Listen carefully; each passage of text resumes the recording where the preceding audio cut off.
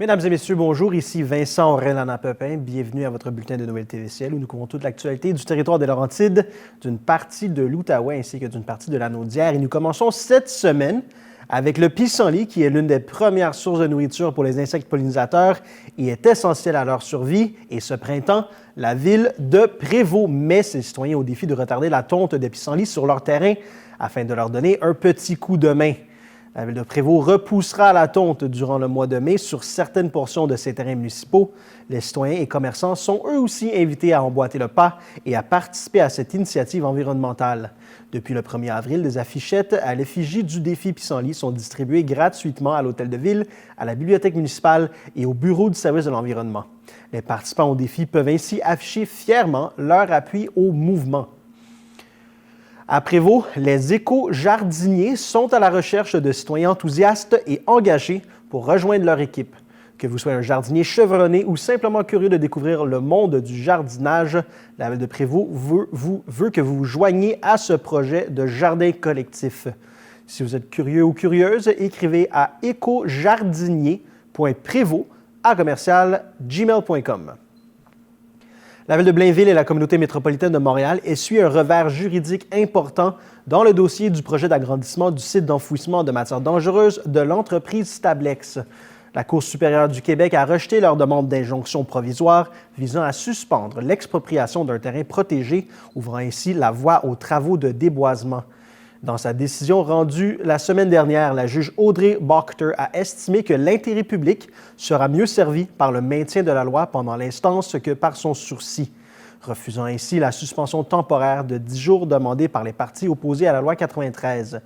Adoptée sous bâillon le 28 mars dernier, cette loi permet l'expropriation d'un terrain municipal situé dans la Grande Tourbière de Blainville, un écosystème fragile comprenant 9 hectares de milieux humides et 58 hectares de boisés, afin de permettre à Stablex d'y construire une 6e cellule d'enfouissement. Bien que la juge reconnaisse que le déboisement pourrait entraîner un préjudice irréparable, elle a conclu que la situation est urgente et qu'il n'existe pas de solution parfaite. Stablex prévoit atteindre la pleine capacité de ses installations actuelles d'ici 2027. L'entreprise pourra donc procéder à l'abattage des arbres avant le début de la saison de nidification des oiseaux migrateurs le 15 avril. Dans une déclaration commune, la communauté métropolitaine de Montréal et la ville de Blainville ont exprimé leur déception face au jugement, mais ont indiqué qu'elles allaient procéder à un examen approfondi de la décision avec leur conseiller juridique afin de déterminer les prochaines étapes. Le projet d'agrandissement suscite une vive opposition citoyenne depuis plusieurs mois.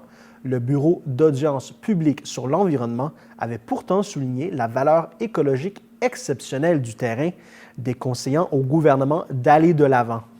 Malgré cela, Québec a maintenu sa position, invoquant l'importance d'assurer l'élimination sécuritaire des matières dangereuses au Québec.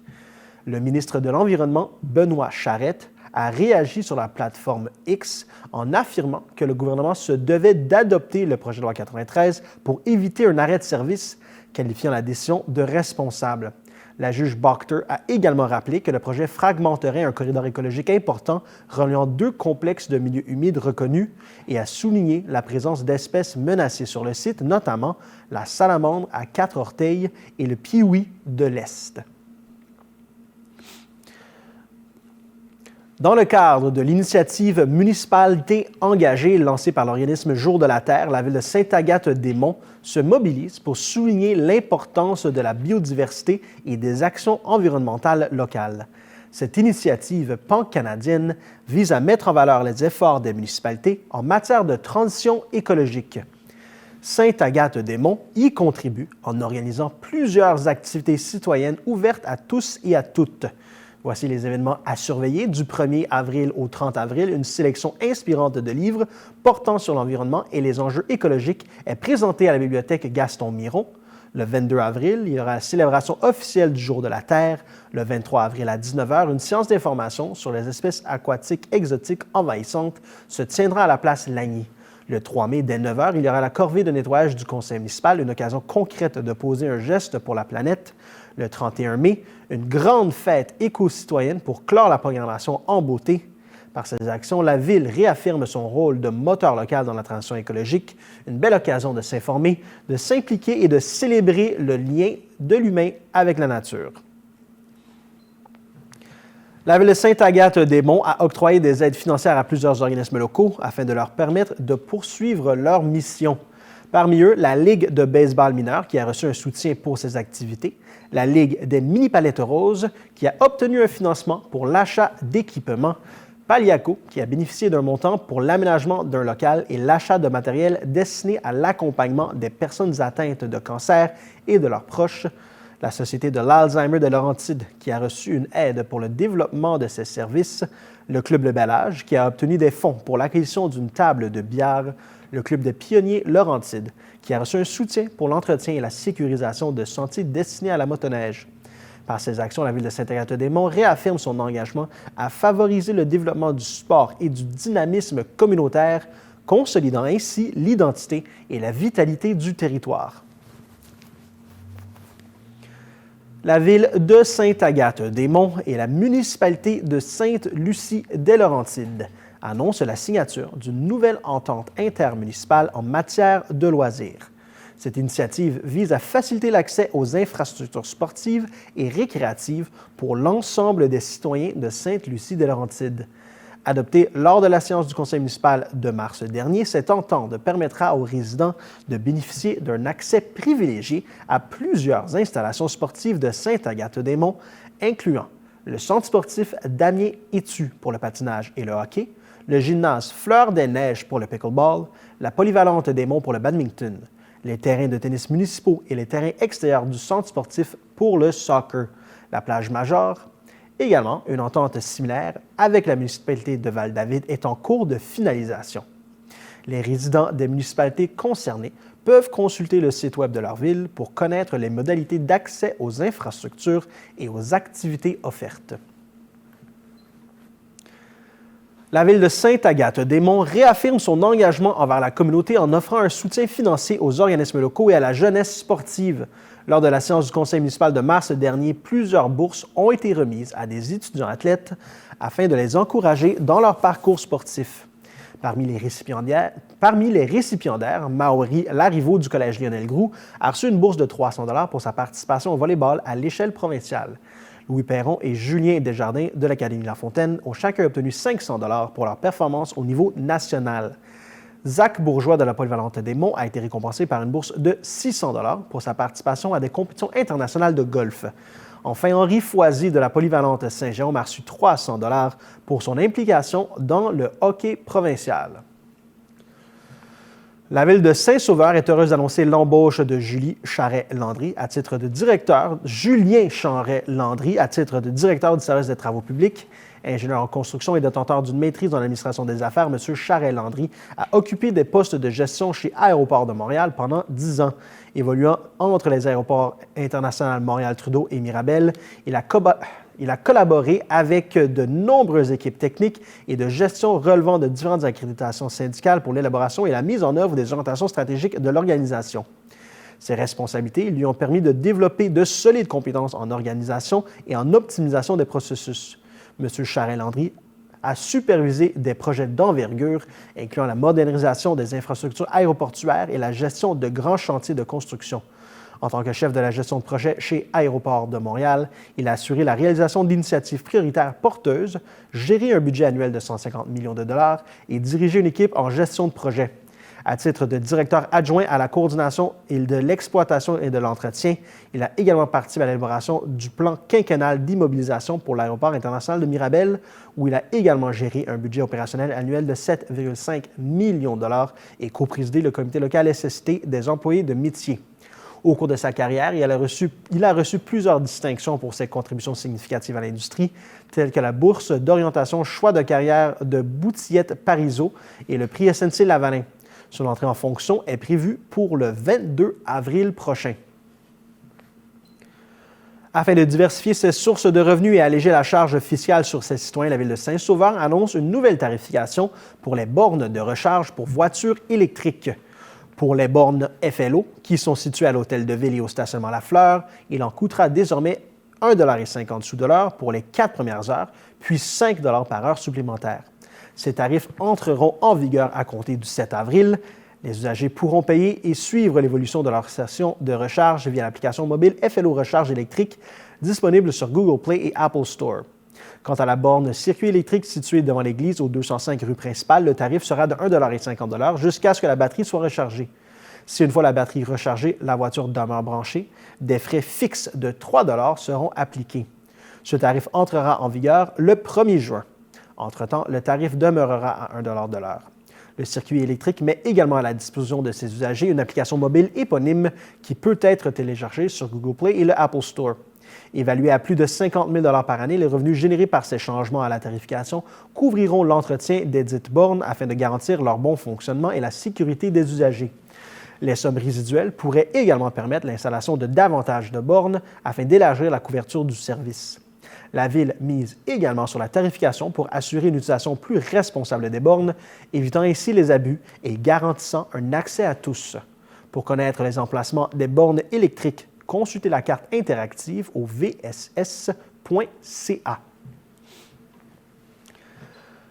La Ville de Saint-Sauveur amorcera ce printemps la deuxième phase de la réfection du chemin du lac Millette, un axe stratégique pour les résidents et les commerçants du secteur. Cette ultime étape vient compléter un projet d'envergure visant à améliorer la qualité de vie des usagers.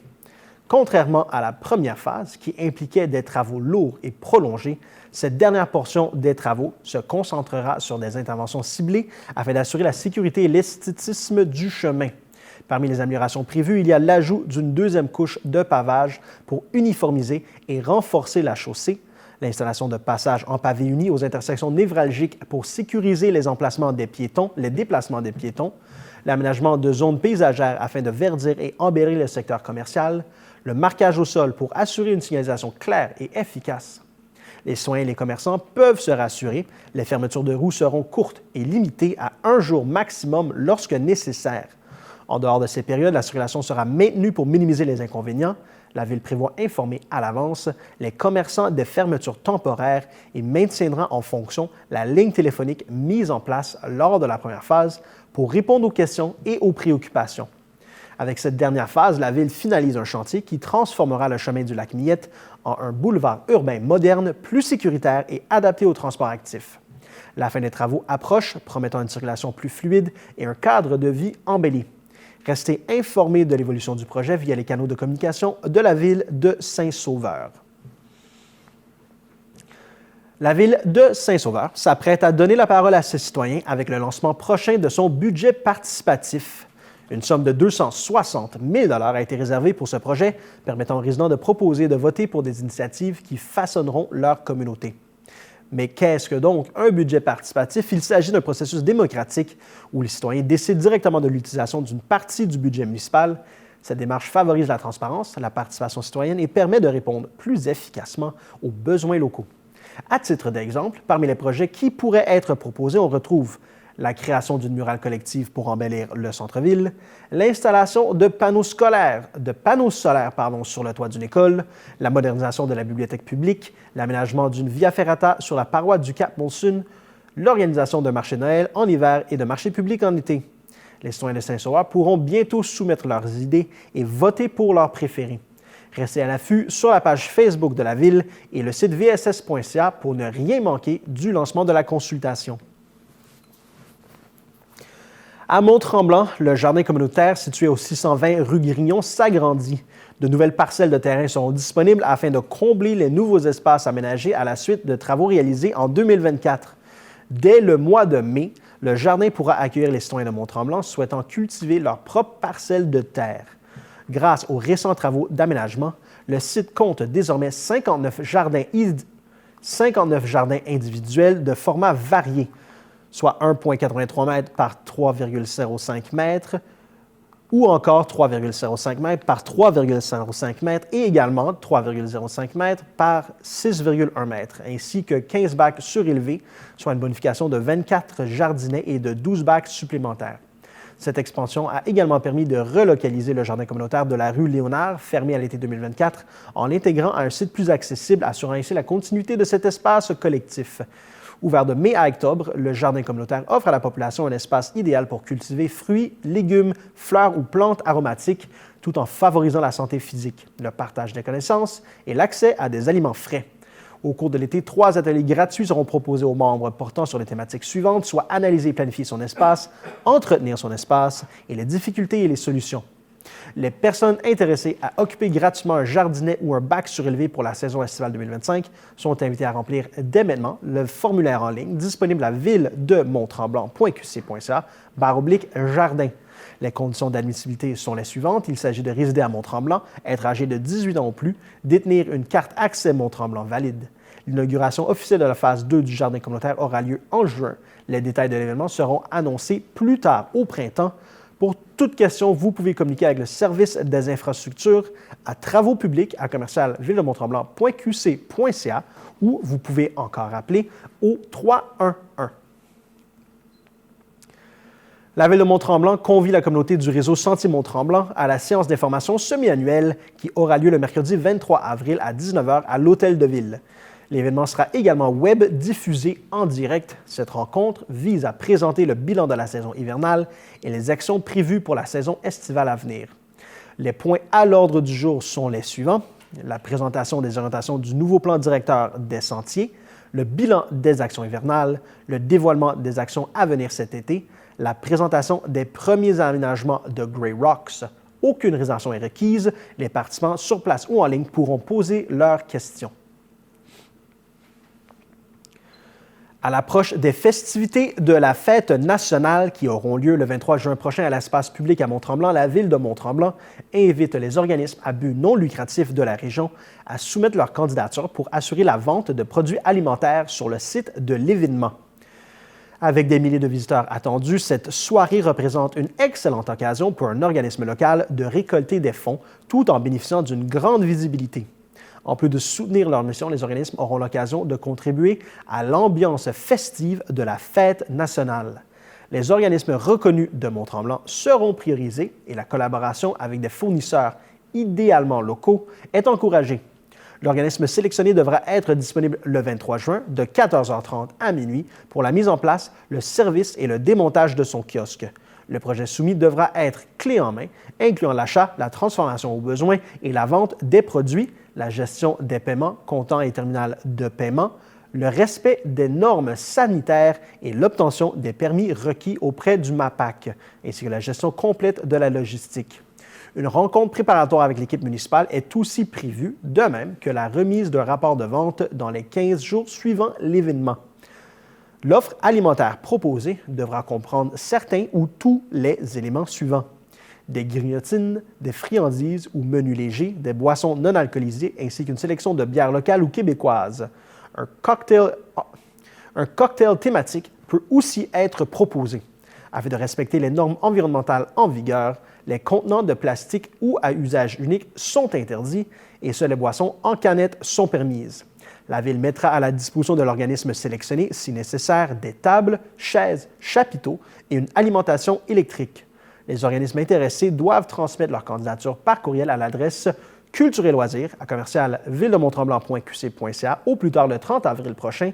Le dossier doit inclure une description détaillée de l'offre de services, des installations et du matériel requis, ainsi qu'une liste des produits proposés avec les prix de vente et une estimation des profits destinés à l'organisme.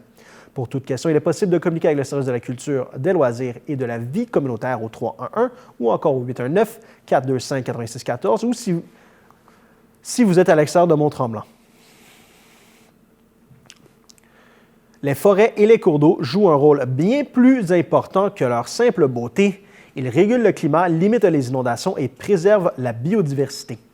Pour sensibiliser la population à leur importance et au moyen de les protéger, la Ville de Mont-Tremblant organise une conférence gratuite en collaboration avec Éco-Corridor Laurentien. L'événement aura lieu le jeudi 10 avril à 19h à la salle du Conseil de l'Hôtel de Ville et sera également diffusé en direct sur le web. Parmi les sujets abordés, il y aura le rôle crucial des corridors écologiques et leur impact sur la faune et la flore, l'importance de préserver les milieux naturels des Laurentides et les options de conservation volontaire pour les propriétaires de terrains boisés. Les citoyens intéressés doivent réserver leur place en ligne sur le site de la Ville de Mont-Tremblant. Une période de questions sera prévue pour les participants sur place et en ligne. Rendez-vous le 10 avril à 19 h pour en apprendre davantage sur la préservation des écosystèmes de la région. Revenez-nous après la pause.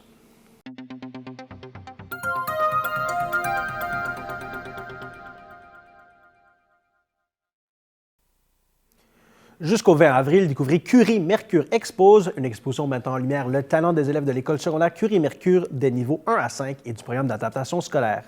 Présentée à la salle Alphonse Desjardins, cette sélection d'œuvres témoigne de la créativité des adolescents, de la communauté, de leur vision de l'art et du monde qui les entoure.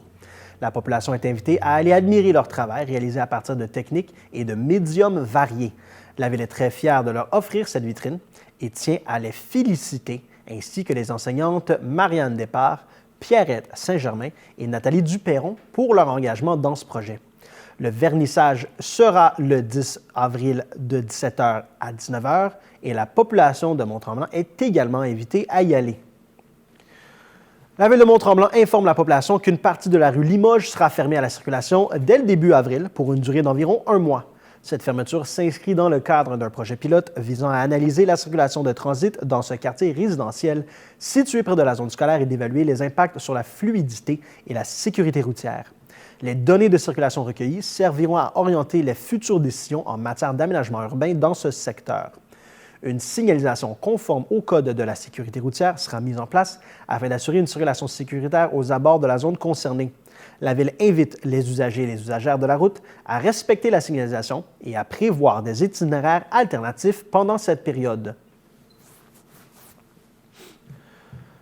La municipalité de Saint-Hippolyte multiplie les gestes concrets en faveur du développement économique, de la protection de l'environnement et de la sécurité de ses citoyens. Lors de la plus récente séance du conseil municipal, plusieurs résolutions ont été adoptées pour soutenir ces engagements. Tout d'abord, les élus ont confirmé le renouvellement de la commandite dans la catégorie Héron d'or pour le Gala Zénith 2025, organisé par la Chambre de commerce et d'industrie Rivière-du-Nord. Le gala, qui aura lieu le 26 avril prochain, vise à souligner la contribution des initiatives locales au dynamisme économique et communautaire du territoire. Ce partenariat démontre une fois de plus l'attachement de Saint-Hippolyte à la valorisation de l'entrepreneuriat régional et de l'engagement citoyen. Sur le plan environnemental, la municipalité s'apprête à signer la déclaration d'engagement pour la protection et l'amélioration de la qualité de l'eau du bassin versant de la Rivière-du-Nord. Cette déclaration collective rappelle l'importance de garantir un accès à une eau de qualité pour les générations présentes et futures. Elle appelle également à une gestion intégrée de l'eau dépassant la seule rivière pour inclure l'ensemble du bassin versant. Côté mobilité, Saint-Hippolyte souhaite profiter de la réfection prochaine de la route 333, annoncée par le ministère des Transports et de la Mobilité durable, pour y aménager une piste cyclable conforme et sécuritaire. La municipalité demande qu'une étude soit réalisée afin d'évaluer la faisabilité d'un corridor cyclable continu le long de la route 333 sur toute sa portion située sur son territoire. Ce nouveau tronçon permettrait également une connexion avec le parc linéaire Le Petit Train du Nord, favorisant ainsi les déplacements actifs et durables. Enfin, la municipalité a annoncé que, dans le cadre de son entente avec la Cour municipale de Sainte-Adèle, une partie des frais perçus à la suite de constats d'infraction émis par la Sûreté du Québec sur la route 333 sera désormais versée à Saint-Hippolyte. Cette mesure permettra de renforcer les ressources municipales dédiées à la sécurité routière.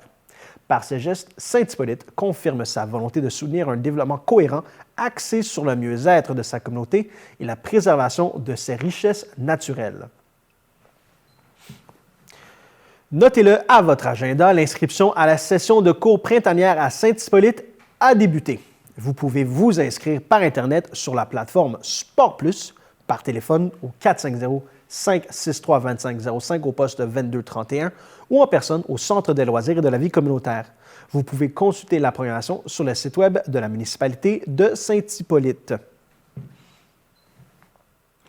En décembre dernier, l'unité de médecine du Centre multiservices de santé et de services sociaux d'Argenteuil a accueilli 5 stagiaires de la communauté autochtone de Kanesatake. Ils ont acquis des compétences pratiques pour travailler comme préposés aux bénéficiaires dans leur communauté. Ce projet est une collaboration entre le Centre de services en emploi et formation du Conseil de bande de Kanesatake, le Centre de développement des compétences de Pont-Viau de la commission scolaire Sir-Wilfrid Laurier et le CI3S des Laurentides. Ce projet, financé par Emploi et Développement social Canada, visait à faciliter l'accès à la formation de préposés aux bénéficiaires pour les membres des communautés des Premières Nations en leur offrant un stage en unité de soins de courte durée. La préparation du milieu de stage, réalisée avec la chef de l'unité de médecine, l'enseignante du CDC Pont-Vion et l'équipe de soins, a favorisé le partage des connaissances et des expériences, contribuant ainsi à la réussite de ce projet. Les cas de rougeole continuent d'augmenter dans la région des Laurentides. De plus, des milieux scolaires primaires, secondaires et post-secondaires ont été exposés à la rougeole. Dans ce contexte, la Direction de santé publique du Centre intégré de santé et de services sociaux des Laurentides recommande à la population et particulièrement aux parents d'enfants d'âge préscolaire et scolaire, ainsi qu'aux personnes fréquentant des garderies, des écoles, des cégeps et des universités, de procéder à la vérification de leur carnet de vaccination et de se faire vacciner contre la rougeole s'ils ne sont pas adéquatement protégés. Pour vérifier son statut de protection, il est possible de consulter la section « Personnes considérées comme protégées » sur québec.ca/rougeole. En raison de la gravité et de la contagiosité élevée de la maladie, lors de la confirmation d'un cas de rougeole dans un service de garde ou un milieu d'enseignement, la Direction de santé publique des Laurentides procède à la vérification du statut vaccinal des personnes fréquentant le milieu et recommande le retrait temporaire des personnes qui ne sont pas adéquatement vaccinées afin de les protéger et de limiter la transmission. Dans certains cas, la vaccination pourrait permettre d'éviter ce retrait. La vaccination est offerte dans l'ensemble des points de services locaux de la région. La prise de rendez-vous est accessible en ligne sur clicsanté.ca ou par téléphone au 1-877-644-4545. Selon le calendrier de vaccination du Québec, les enfants reçoivent le vaccin contre la rougeole à 12 et 18 mois. La vaccination est toutefois offerte gratuitement à toute personne née à partir de 1970 qui n'a jamais reçu le vaccin contre la rougeole ou qui n'a jamais eu cette maladie. Les personnes nées avant 1970 sont considérées comme protégées contre la rougeole. Des dates et des lieux d'exposition à la rougeole sont identifiés sur québec.ca/rougeole. Les personnes non protégées qui ont fréquenté un ou ces lieux à une date identifiée ou qui ont été en contact avec un cas de rougeole doivent s'isoler pour éviter de propager la maladie. Les personnes vulnérables, soit les enfants âgés de moins d'1 an, les femmes enceintes et les personnes immunosupprimées, ayant été exposées à la rougeole, sont invitées à contacter l'Infosanté au 811. Un traitement préventif pourrait être offert afin de diminuer les risques de complications de la maladie. Il est également conseillé de surveiller l'apparition de symptômes suivants pendant 21 jours. La fièvre, la congestion nasale avec écoulement nasal, la toux, conjonctivite, sensibilité à la lumière et malaise généralisé. Par la suite, des rougeurs apparaissent au visage puis sur le corps. En présence de ces symptômes, la Direction de santé publique rappelle qu'il est important de s'isoler à domicile et d'éviter tout contact avec des personnes vulnérables. Si un déplacement pour une consultation médicale est nécessaire, il est recommandé de porter un masque, éviter d'utiliser les transports en commun, contacter la clinique médicale ou tout autre milieu de soins et services avant de se déplacer pour les informer de son état. Si ce n'est pas possible, il est important d'informer le personnel à l'accueil au moment de son arrivée.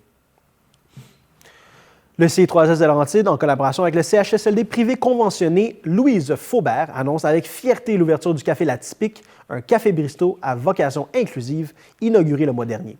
Ce projet innovant a été conçu afin de permettre à de jeunes adultes vivant avec une déficience intellectuelle ou un trouble du spectre de l'autisme inscrits au programme d'intégration au travail du CI3S de Laurentides de vivre une expérience professionnelle enrichissante et valorisante en participant à l'exploitation quotidienne du café.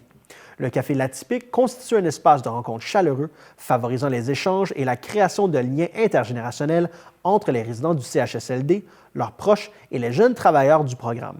En plus de contribuer à la socialisation et à la qualité de vie au sein de l'établissement, ce lieu permet de normaliser le milieu de vie des aînés tout en mettant en valeur la diversité et l'unicité de chacun. Les visiteurs peuvent y déguster une variété de cafés, de boissons spécialisées et autres breuvages. Ceux-ci sont offerts gratuitement aux résidents du CHSLD Louise Faubert ainsi qu'à leurs familles en reconnaissance de leur présence et de leur participation à cette communauté vivante. Ce projet incarne une approche humaine et bienveillante des soins et services en intégrant pleinement les dimensions sociales, communautaires et intergénérationnelles au cœur du milieu de vie. Le mois d'avril s'annonce riche en découvertes à Sainte-Anne-des-Lacs avec une conférence inspirante et une exposition artistique présentée à la bibliothèque municipale. Le mardi 22 avril à 18h, les citoyens sont invités à assister à une conférence intitulée « Retrouver la satiété sans supplément ni privation » animée par Jean-Pierre Deschênes. Cette rencontre portera sur l'alimentation en pleine conscience et la façon de reconnecter avec ces véritables signaux de faim et de satiété sans recourir à des régimes restrictifs ni à des suppléments. Une belle occasion de réfléchir à notre relation avec la nourriture dans une perspective de mieux-être.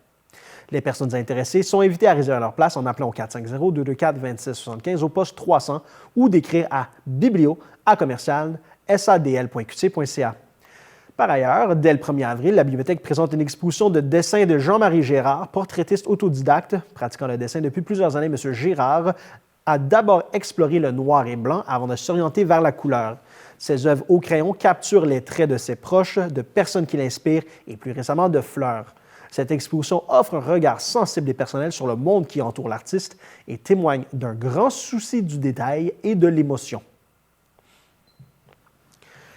L'été approche à grands pas et la municipalité de Sainte-Anne-des-Lacs invite les familles et les citoyens à s'inscrire dès maintenant aux activités estivales 2025. Que ce soit pour les tout-petits, les jeunes ou les adultes, plusieurs options sont proposées pour profiter pleinement de la belle saison. Le camp de jour Magico Parc sera de retour du 25 juin au 15 août. Offert aux enfants de 5 ans et plus, le camp promet un été d'activités variées et de souvenirs inoubliables sous la coordination de Geneviève Dufresne, alias Vanille. Les inscriptions se font via la plateforme Sport Plus où les parents doivent d'abord créer un compte. Un incontournable pour les familles qui souhaitent offrir un été actif et stimulant à leurs enfants. Les adultes ne sont pas en reste. Joignez-vous à la Ligue de balle-molle de Sainte-Anne-des-Lacs et allez partager de bons moments tout en bougeant avec votre communauté. Les parties se dérouleront du 11 juin au 8 octobre sur le terrain de balle-molle municipal. Le mot d'ordre, le plaisir avant tout. Les plus jeunes pourront aussi profiter de l'été grâce au soccer récréatif spécialement conçu pour les enfants de 4 à 6 ans. L'objectif est simple, faire bouger les enfants dans un cadre amusant tout en leur apprenant les bases du soccer de manière progressive. Les séances auront lieu les lundis de 18h30 à 19h30 du 30 juin au 11 août au terrain de balle-molle de Sainte-Anne-des-Lacs. Attention, les places sont limitées à 30 participants seulement. Le conseil municipal de Sainte-Anne-des-Lacs souhaite mettre en lumière certaines décisions prises lors de sa séance ordinaire du mois dernier. D'abord, une aide financière de 1 000 est octroyée à l'amicale et de 3 000 à la maison de la famille. Le conseil a également convenu d'un financement temporaire pour des dépenses en immobilisation et un emprunt de 2 millions de dollars pour des travaux municipaux à divers endroits de la municipalité. Ce montant permettra à la municipalité de procéder à des travaux de voirie pour la réfection et la construction de chemins sur le territoire. Le chantier planifié pour 2025 est le chemin des Pinsons. Aussi, la municipalité souhaite effectuer un emprunt pour réaliser une étude d'évaluation de la sécurité du barrage du lac Parent, dont la somme évaluée est de 128 500 $.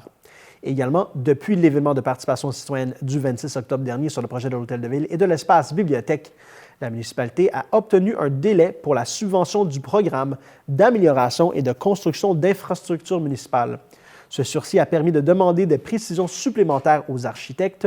Plus les demandes sont nombreuses, plus le temps nécessaire pour obtenir les nouveaux documents augmente, chaque ajustement impliquant de nouveaux paramètres à considérer. Afin de s'assurer de respecter les délais, la municipalité lancera un appel d'offres pour la démolition de l'hôtel de ville ainsi que pour l'analyse des matériaux pouvant contenir de l'amiante. Ces démarches resteront conditionnelles au financement du projet. La municipalité tient également à féliciter Marie-Christine L'Espérance, anciennement adjointe, qui accède au poste de coordonnatrice aux loisirs, à la culture et à la vie communautaire. Forte d'une riche expérience dans le domaine, elle possède toutes les compétences requises pour accéder à ce rôle. À l'issue du processus de dotation mené conformément à la politique de dotation de la municipalité, c'est donc elle qui assurera ses fonctions. Le conseil municipal soutient la MRC des Laurentides qui souhaite déposer la candidature de Mont-Tremblant pour accueillir la 4e édition du Sommet international d'innovation en ville médiane à l'automne 2026. Il s'agit d'un événement tenu en alternance entre la France et le Québec qui vise à promouvoir l'innovation dans le milieu municipal et plus particulièrement dans les villes médianes. Le ministère des Transports et de la Mobilité durable procédera à compter du 14 avril 2025 au remplacement d'un ponceau situé le long de la route 15 en direction sud à la hauteur de la rue Saint-Joseph ainsi qu'au bétonnage du ponceau passant sous la route 117 au nord de la rue Valiquette. Ces interventions nécessiteront la mise en place d'entraves à la circulation, lesquelles évolueront selon les différentes phases du projet. Des fermetures complètes ou partielles, principalement en soirée et durant la nuit, sont à prévoir. La phase 1, d'une durée estimée de 5 semaines, entraînera la fermeture complète de l'autoroute 15 en direction sud entre les kilomètres 68,5 et 66,5. Durant cette période, la circulation sera déviée sur la chaussée opposée avec maintien d'une voie disponible dans chaque direction. La phase 2, prévue pour une durée d'environ 3 semaines, occasionnera la fermeture d'une seule voie de l'autoroute 15 en direction sud.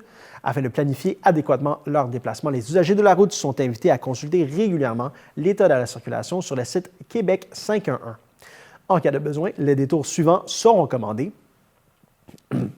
Les automobilistes circulant sur l'autoroute 15 en direction nord sont invités à emprunter la sortie numéro 45, puis à suivre les indications pour rejoindre la route 117 en direction nord jusqu'à Sainte-Adèle.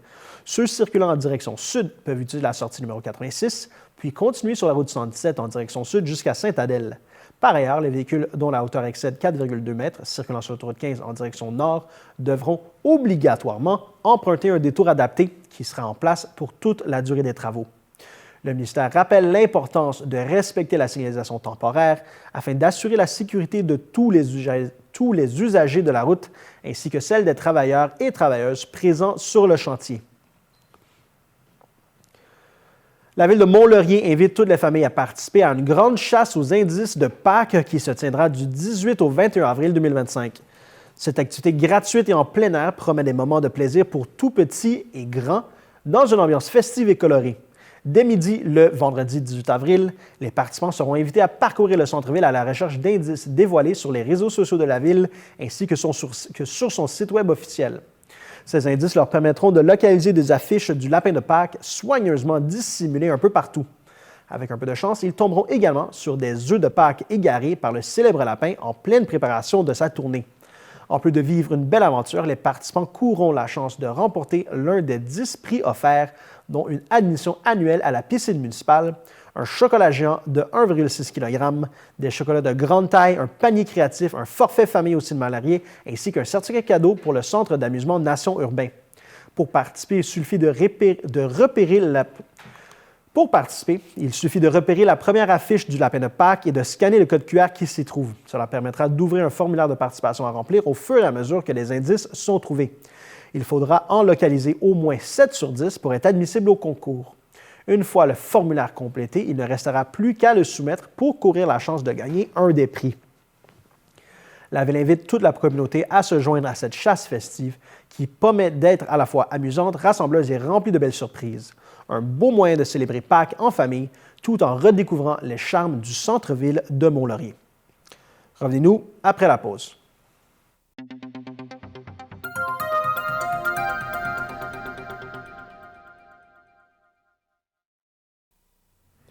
La Ville de Mont-Laurier, en collaboration avec l'Association de Bal-Mol de Mont-Laurier, annonce l'ouverture des inscriptions pour la saison estivale 2025 de Bal-Mol destinée aux jeunes âgés de 6 à 17 ans. La période d'inscription sera jusqu'au 18 mai 2025 à 23h45. Les parents sont invités à procéder à l'inscription de leur enfant en ligne par l'intermédiaire de la plateforme Amelia, accessible à partir du site officiel de la Ville de Mont-Laurier. La session se tiendra du 19 mai au 12 août 2025. Les entraînements auront lieu au pôle sportif de Mont-Laurier. Selon les groupes d'âge, les jeunes seront répartis comme suit.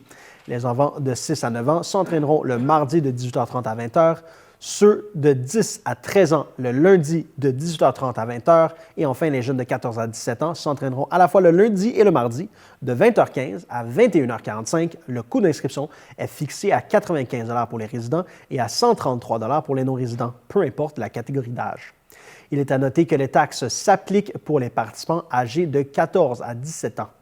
Un programme de rabais familial est offert aux résidents inscrivant plusieurs enfants. Ainsi, une réduction de 15 % est accordée pour un deuxième enfant, 50 % pour un troisième et l'inscription est gratuite à partir du quatrième enfant.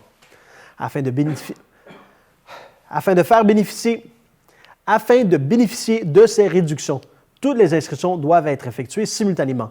Les inscriptions doivent se faire exclusivement en ligne via la plateforme Amelia. Il est fortement recommandé de créer un compte utilisateur avant l'ouverture officielle de la période d'inscription afin de simplifier le processus. Un tutoriel est disponible sur le site web de la Ville de Mont-Laurier dans la section Loisirs et culture sous l'onglet Inscription aux activités sportives. Pour toute information complémentaire concernant les inscriptions, la facturation ou les rabais familiaux, il est possible de joindre la technicienne en loisirs au 819-623-1221 au poste 730 ou par courriel à l'adresse ytech terrien à commercial villemonlaurier.qc.ca. L'Association de Balmol de Mont-Laurier lance également un appel à la population pour combler des postes de bénévoles, des entraîneurs, des personnes pour l'accueil des joueurs et des membres pour le conseil d'administration sont recherchés. Les personnes intéressées sont invitées à communiquer avec l'association par courriel à l'adresse softball-mont-laurier@commercial-outlook.com. La Ville de Mont-Laurier et l'Association de Balmol de Mont-Laurier invitent les jeunes à prendre part à cette activité sportive qui promet un été stimulant et également enrichissant. La MRC d'Antoine Labelle, en collaboration avec la MRC des Pays d'en Haut, d'Argenteuil des Laurentides et le ministère des Ressources naturelles et des Forêts, lance une consultation publique du 2 au 27 avril 2025 dans le cadre du plan d'aménagement forestier intégré opérationnel pour les forêts publiques des Laurentides. Cette consultation s'adresse à toutes les personnes et organisations concernées par l'utilisation du territoire forestier, qu'il s'agisse de chasseurs, de pêcheurs, de trappeurs, de villégiateurs, d'amateurs de plein air, de randonneurs ou de passionnés de sports motorisés. Elle vise à informer la population des travaux forestiers planifiés et à recueillir les commentaires, préoccupations et suggestions du public dans une perspective d'aménagement durable des forêts. Mis à jour tous les 2 ans, le plan d'aménagement forestier intégré opérationnel pour les forêts publiques des Laurentides présente les interventions prévues sur le terrain pour les unités d'aménagement 061-51, 064-52 et 064-71. Il s'agit donc des secteurs Laurentides-Sud et Laurentides-Nord. Il précise notamment les chantiers de la récolte de bois, les travaux sylvicoles non commerciaux ainsi que les projets de voirie forestière. Les citoyens peuvent consulter les documents du plan d'aménagement forestier intégré opérationnel pour les forêts publiques des Laurentides et soumettre leurs commentaires en ligne via le formulaire disponible sur le site Web du ministère des Ressources naturelles et des Forêts. Pour toute question, il est possible de joindre l'équipe par courriel à consultationpafi-laurentide@mrnf.gouv.qc.ca ou par téléphone au 819-623-5781 au poste 708-696. Une séance d'information en présentiel aura également lieu le jeudi 10 avril 2025 entre 14h et 19h à la salle panoramique de l'Axe Hôtel Mont-Tremblant. L'événement est ouvert à tous sans inscription. Présentée sous forme de kiosque d'information, cette rencontre permettra aux citoyens de poser leurs questions directement aux spécialistes présents et d'obtenir du soutien pour transmettre leurs commentaires. Des rendez-vous virtuels personnalisés sont aussi offerts entre le 17 et le 22 avril pour les personnes souhaitant échanger avec un expert du ministère des Ressources naturelles et des Forêts à distance. Pour réserver une plage horaire, il suffit de contacter l'équipe par courriel ou par téléphone, alors que le plan d'aménagement forestier intégré tactique définit les grandes orientations d'aménagement à partir des enjeux écologiques, sociaux et économiques du territoire. Le plan d'aménagement forestier intégré opérationnel pour les forêts publiques des Laurentides se concentre sur les opérations concrètes à réaliser sur le terrain. Il s'agit donc d'une étape cruciale pour assurer une gestion durable et partagée des forêts publiques. Les MRC participantes souhaitent rappeler l'importance de concilier les différents usages de la forêt, soit les usages fauniques, récréatifs, écologiques et sociaux, et de favoriser une collaboration active entre les usagers pour un territoire forestier sain et accessible à tous. Le service de gestion intégrée des ressources naturelles de la MRC d'Antoine Labelle lance un appel de projet dans le cadre du programme d'aménagement durable des forêts 2024-2025, volet intervention ciblée. Cet appel de projet se déroule jusqu'au 11 avril 2025 et vise l'aménagement forestier dans la région des Laurentides dans le cadre de l'entente de délégation concernant la gestion du programme d'aménagement durable des forêts du ministère des Ressources naturelles et des Forêts 2024-2027 pour la grande région des Laurentides, dont le renouvellement a été annoncé en octobre dernier. La MRC lance cet appel de projet afin d'identifier les projets régionaux à réaliser. Rappelons que l'entente regroupe 4 MRC, dont Antoine Labelle, des Laurentides, des Pays d'en Haut et d'Argenteuil. Ces dernières ont désigné la MRC d'Antoine Labelle à titre de délégataire pour organiser la mise en œuvre du programme d'aménagement durable des forêts pour un 4e mandat de 3 ans.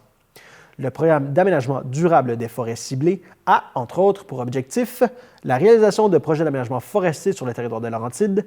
Dans le cadre de l'appel de projet pour l'année 2024-2025, les dossiers admissibles sont les projets permettant de documenter les différents enjeux liés aux préoccupations des tables de gestion intégrée des ressources et du territoire afin d'appuyer les décisions et les orientations reliées à la planification forestière, les projets de réalisation de travaux d'aménagement forestier sur les terres publiques intramunicipales, les projets de maintien et d'amélioration du réseau de chemins multi-usages pour les divers utilisateurs des terres, les projets d'accompagnement des initiatives et de soutien à l'organisation d'activités visant à favoriser l'aménagement forestier et la mise en valeur de la ressource forestière.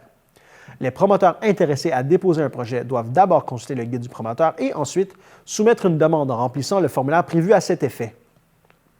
Les demandes complètes doivent être transmises par courriel à a.guérin@commercial-antoine-labelle.qc.ca avant le 11 avril à midi.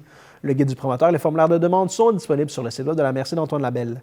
L'octroi des aides financières aux projets admissibles sera possible conditionnellement à la recommandation des projets par les comités de priorisation, à l'adoption des projets par le conseil de la MRC d'Antoine Labelle et l'approbation du ministère des Ressources naturelles et des Forêts. Pour toute question ou information supplémentaire concernant l'appel de projet, les promoteurs sont invités à contacter le service de gestion intégrée des ressources naturelles de la MRC d'Antoine Labelle au 819-623-3485, au poste 601 ou à l'adresse électronique a.guérin@commercial-antoine-labelle.qc.ca. Depuis maintenant une décennie, la Société de plein air des Pays d'en haut, soit également appelée la SOPER, joue un rôle de premier plan dans la préservation et le développement des sentiers récréatifs de la région. Avec plus de 6,5 millions de dollars en subventions obtenues et des projets novateurs comme les routes blanches, l'organisme s'impose comme un pilier incontournable du plein air dans les Laurentides. Au cœur de cette réussite se trouve la politique de protection et d'accès aux sentiers, une première au Québec élaborée en partenariat avec la MRC des Pays d'en haut. Cette politique vise à assurer un accès durable aux sentiers et aux espaces naturels, tout en répondant aux pressions du développement immobilier. Elle s'appuie à la fois sur l'histoire régionale du ski nordique, considérée comme un véritable patrimoine immatériel, et sur une vision d'avenir où les loisirs, la santé et l'économie locale s'entrecroisent harmonieusement. Parmi les projets phares de l'organisme, les routes blanches occupent une place de choix. Lancée en janvier 2024, cette initiative remet à l'honneur les expéditions nordiques entre villages inspirées du mythique sentier Maple Leaf et de la figure emblématique Jack Rabbit Johansson. Grâce à un réseau bonifié, à des services d'hébergement et à une signalisation adaptée et à de solides partenariats locaux, le projet propose une expérience de ski immersive, patrimoniale et durable. La SOPER bénéficie d'un soutien indéfectible de la MRC des Pays d'en haut, qui a investi plus de 1,6 million de dollars en 2024 dans 28 projets structurants via le programme Signature Innovation. Ce partenariat solide assure non seulement la pérennité de l'organisme, mais répond aussi aux besoins grandissants des communautés et des usagers du territoire. Derrière cette décennie de rayonnement se trouve aussi Marie-France Lajeunesse, directrice générale de la SOPER, depuis sa fondation. En 10 ans, elle a su faire croître l'organisme, tisser des liens durables avec les partenaires régionaux et porter avec conviction la mission d'un accès démocratique et durable au plein air. Son engagement et son leadership sont unanimement salués. Pour découvrir les projets en cours, devenir membre ou suivre les actualités de la SOPER, visitez le site web pleinairpdh.com. La MRC des Pays d'en haut et le Centre intégré de santé et de services sociaux des Laurentides s'associent pour lancer un projet pilote dont l'objectif est de briser l'isolement des personnes aînées vivant sur le territoire. S'inscrivant dans la stratégie nationale en prévention du suicide du gouvernement du Québec, cette initiative bénéficiera d'un financement non récurrent de près de 200 000 $ dédié aux initiatives visant la population de 65 ans et plus. Ce projet vise à mettre en place des actions concrètes pour favoriser la qualité de vie des aînés en leur offrant des espaces de socialisation et des services adaptés à leurs besoins. Le Conseil de la MRC a autorisé l'octroi d'une subvention totalisant 114 500 $ provenant de sommes résiduelles du Fonds Région et Ruralité volet 2 pour soutenir 13 demandes d'organismes de la communauté qui répondent aux critères du fonds résiduel ainsi qu'aux priorités d'intervention de la politique de soutien aux organismes structurants pour améliorer la qualité de vie. En parallèle, 4 projets de développement de régie interne à la MRC seront financés via le fonds résiduel du Fonds Région et Ruralité volet 2 pour un total de 140 000 $. La date limite d'engagement des sommes étant le 31 mars 2025, ces 17 initiatives et projets débuteront dès les montants octroyés et devront être complétés selon les dates prescrites de fin d'enveloppe, soit le 31 mars 2026. Le Conseil de la MRC a adopté la version finale de son plan d'adaptation au changement climatique, qui inclut un nouveau cadre d'intervention 2025-2035. Après l'adoption du plan d'adaptation au changement climatique préliminaire en mars 2024, la MRC des Pays d'en haut a consulté ses municipalités et parties prenantes pour affiner et compléter son cadre d'intervention. L'objectif était de le rendre plus efficace en intégrant des actions basées sur les meilleures pratiques scientifiques et adaptées aux réalités locales du territoire. Ce plan d'adaptation au changement climatique est le premier volet du plan climat que la MRC s'est engagée à réaliser, et ce, grâce au programme Accélérer la transition climatique locale.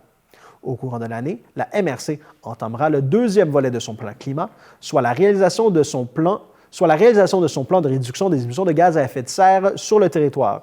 La version finale du plan d'adaptation au changement climatique est maintenant disponible sur le site web de la MRC des Pays d'en haut. Également, à la suite de nombreuses démarches entreprises auprès du ministère des Transports et de la Mobilité durable, ce dernier a envoyé à la fin du mois dernier à la MRC des Pays d'en haut une autorisation conditionnelle pour installer une passerelle temporaire pour piétons et cyclistes là où le corridor aérobique enjambe le lac Saint-François-Xavier à Wentworth Nord.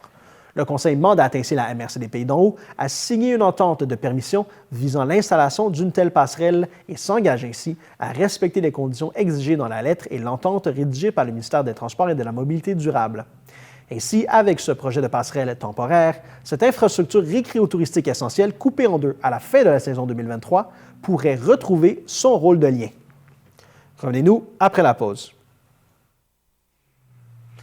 Chaque année, avec l'arrivée du printemps, les températures plus douces et la fonte des neiges entraînent un ramollissement important des chemins de terre et des voies privées.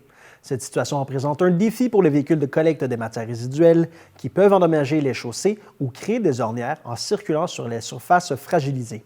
La MRC des Pays d'en haut invite donc les propriétaires de chemins privés et les résidents de chemins non pavés à faire preuve de vigilance durant la période de dégel.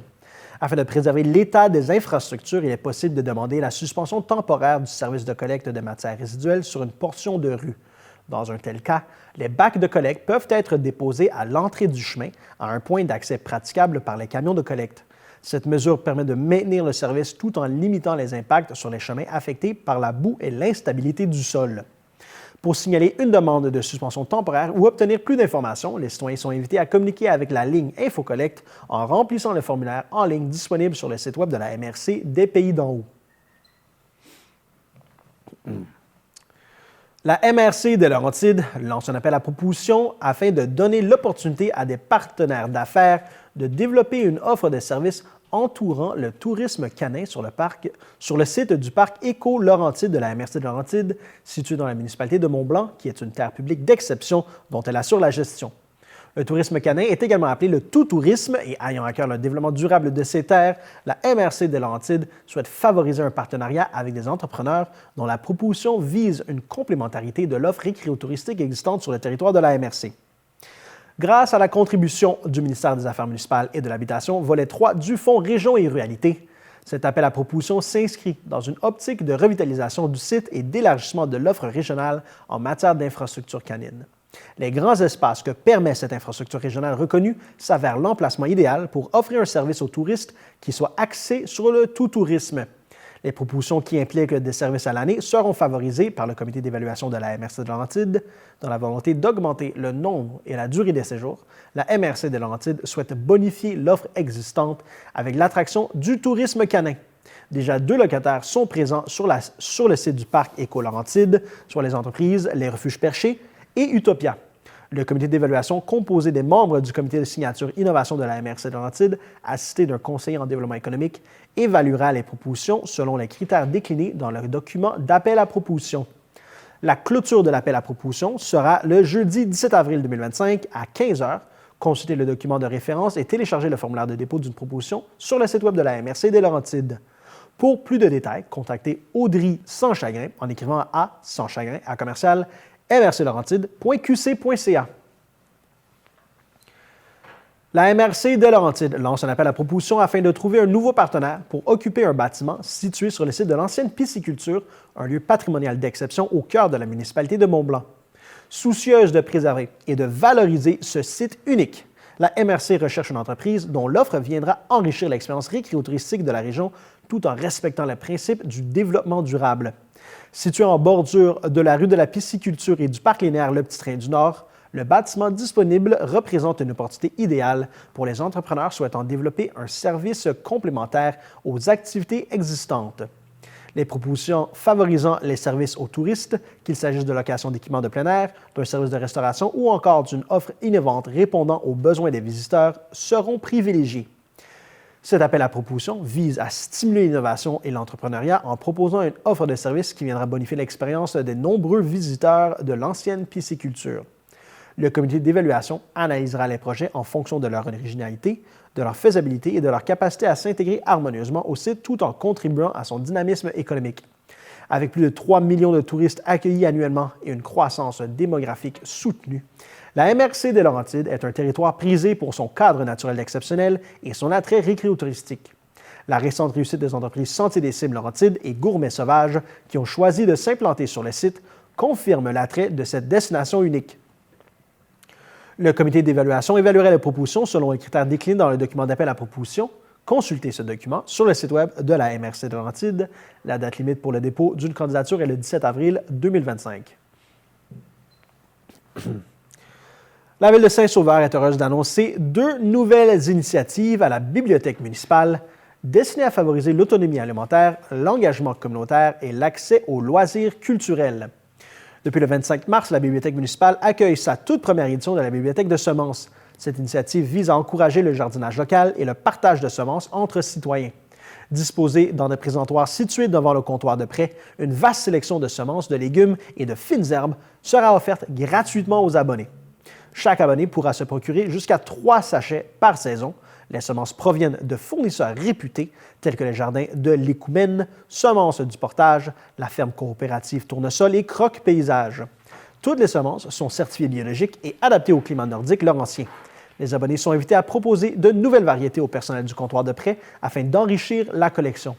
Les sachets non utilisés pourront être apportés à la bibliothèque pour une redistribution lors de la saison suivante. Afin de bonifier son offre culturelle et de favoriser l'accès aux loisirs pour l'ensemble de la population, la Bibliothèque municipale de Saint-Sauveur offre également, depuis le 1er avril, un service de prêt de jeux de société. Près de 30 jeux neufs, sélectionnés parmi les coups de cœur de libraires spécialisés et de boutiques de jeux, sont disponibles. Cette collection comprend des jeux de cartes, des jeux de cartes, de plateaux et de questionnaires répartis en 4 catégories d'âge, 0 à 5 ans, 6-9 ans, 10-13 ans et 14 ans et plus. Les jeux sont accessibles dans la section des romans adolescents et la collection peut également être consultée en ligne au mabiblio.ca. Le prêt de jeux de société est réservé aux détenteurs d'une carte adulte. Un jeu peut être emprunté à la fois pour une période de 4 semaines. Ce service s'ajoute à la limite d'emprunt de 20 livres et de 5 revues par abonné. Pour toute information supplémentaire, il est possible de communiquer avec la Bibliothèque municipale au 450-227-0000 au poste 2700. La municipalité de Val-David informe la population que des travaux pour l'installation de fibres optiques seront réalisés par Vidéotron à partir du 3 avril jusqu'au 7 avril à compter de 8 heures chaque matin. Ce chantier couvrira un segment de 5 km, dont 2,5 km situé au cœur du village, dans le secteur compris entre la route 117 et le premier rang d'Ancaster. Bonne nouvelle pour les automobilistes, aucune entrave à la circulation n'est prévue à proximité de l'église, puisque les travaux seront effectués dans les stationnements situés de chaque côté de la rue, permettant ainsi de maintenir une circulation fluide. De plus, aucune obstruction n'est prévue sur la route 117, ce qui limitera les impacts pour les usagers de la route. Dans le secteur central du village, les travaux devraient s'échelonner sur une période estimée de 3 jours. Toutefois, dès 6 heures le matin, certains espaces de stationnement du côté pair entre la rue de l'Église et de la rue de la Sapinière seront fermés temporairement pour permettre aux équipes de travailler efficacement. Les cônes de signalisation seront déplacés progressivement au fur et à mesure de l'avancement du chantier. La municipalité remercie les citoyens pour leur compréhension et leur collaboration pendant la durée des travaux qui visent à améliorer l'accès à des services de télécommunications performants. Voilà, c'était tout cette semaine pour votre bulletin de nouvelles TVCL. Je vous remercie d'avoir été à l'écoute. À la semaine prochaine.